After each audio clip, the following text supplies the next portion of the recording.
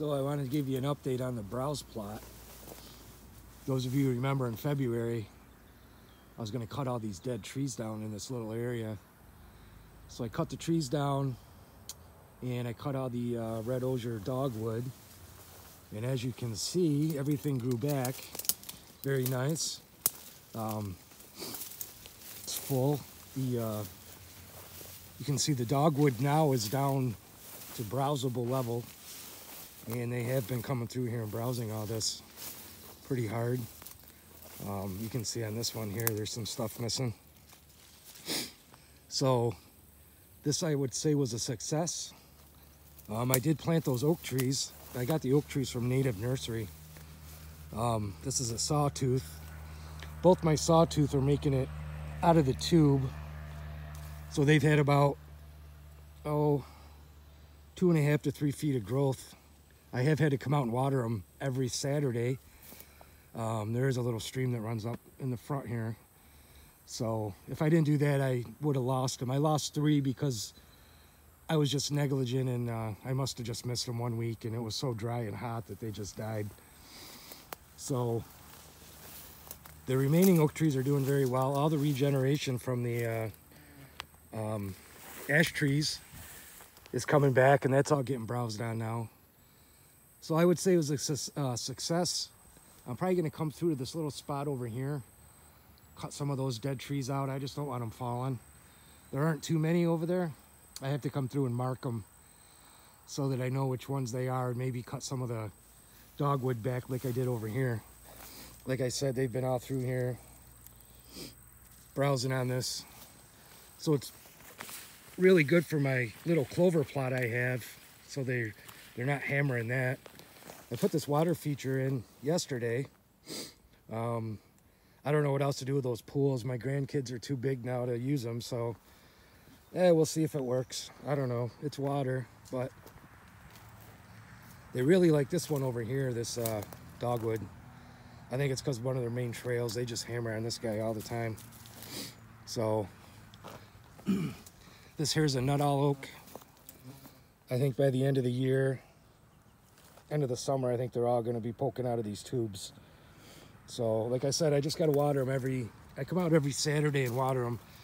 Today's August 1st, so it's a Saturday, so I just got done watering them.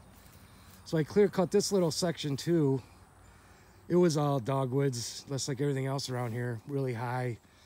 So I cut it all out, and I did grow some apple trees.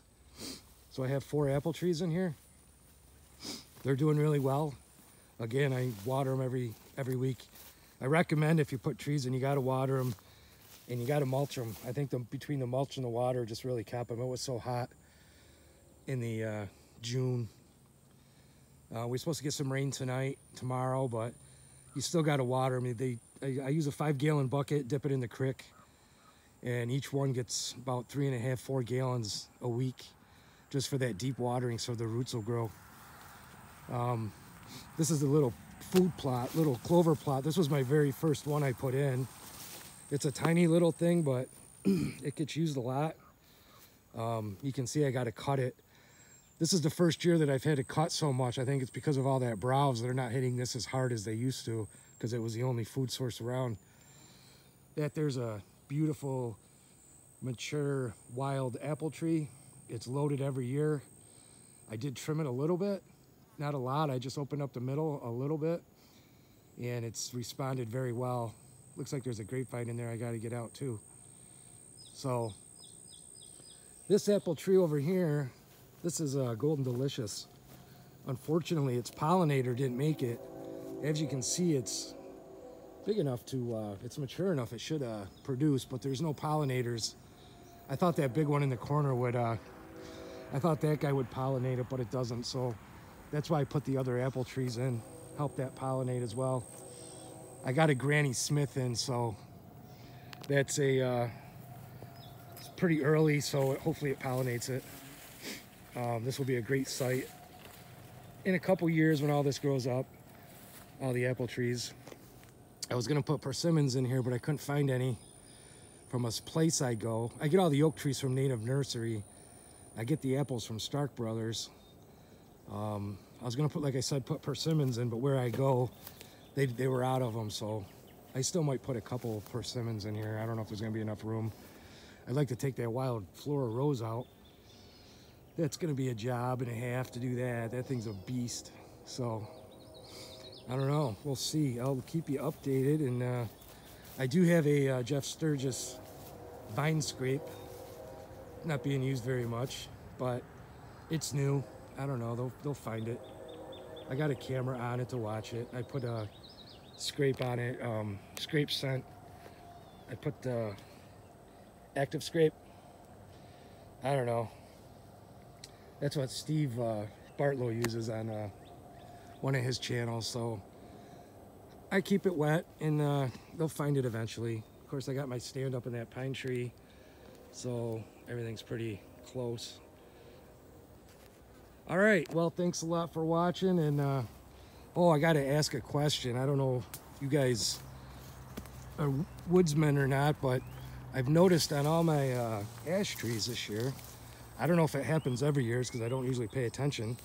Like this little guy, it's got all these spots on it. Anybody know what those are? Because it's on all of them.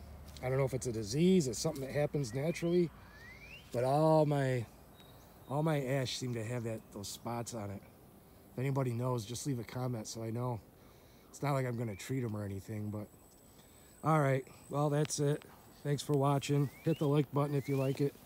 Talk to you later.